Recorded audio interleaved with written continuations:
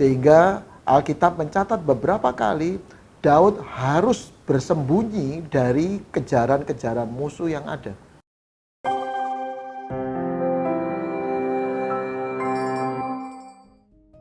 Shalom, apa kabar kita semua? Saya berdoa kita semua tetap di dalam anugerah, perlindungan, dan tetap semangat. Pada Voice of Hope pada hari ini, izinkan saya berbagi kebenaran firman Tuhan dari Mazmur pasal 9 ayat 9 sampai dengan 10. Demikianlah Tuhan adalah tempat perlindungan bagi orang yang terinjak, tempat perlindungan pada waktu kesesakan. Orang yang mengenal namamu percaya kepadamu, sebab tidak kau tinggalkan orang yang mencari engkau, ya Tuhan. Pada firman Tuhan yang kita baca ini, Daud sedang memperkenalkan Allah dalam pengalaman hidupnya sebagai satu pribadi yang menjadi tempat perlindungan. Apa artinya tempat perlindungan? Adalah sebuah tempat di mana kita berlindung dari sebuah keadaan atau situasi-situasi yang demikian membahayakannya, dan kita tidak punya kemampuan untuk menghadapinya.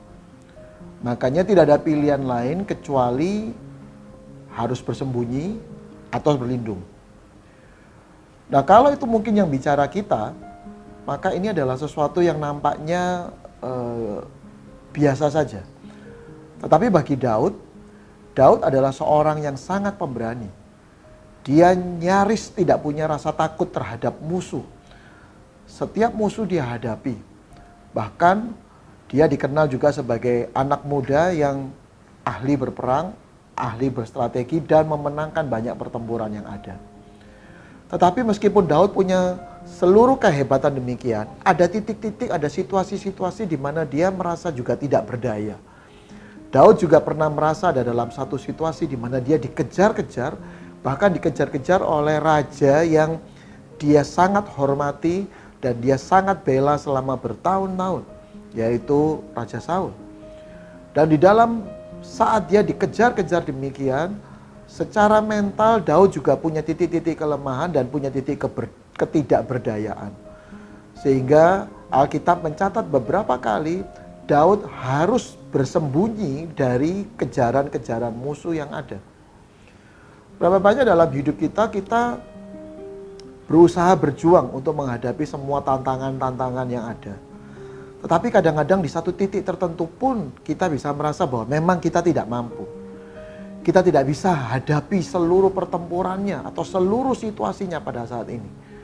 Rasanya tidak punya kekuatan, keberanian, hikmat, strategi atau apapun yang bisa dilakukan. Sehingga tidak ada pilihan lain.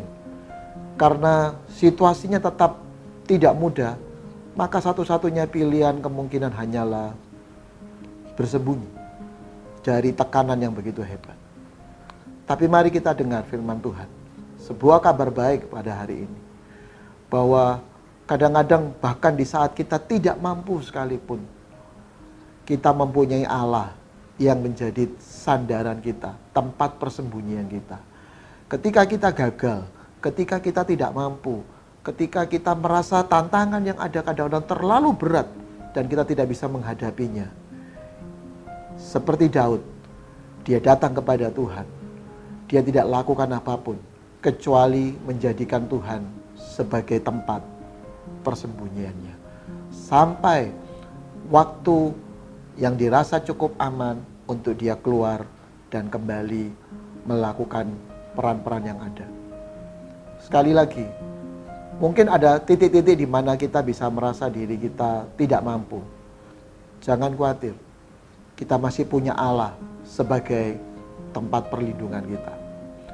Apapun badai kehidupan yang menyerang kehidupan kita, mungkin nampaknya begitu besar.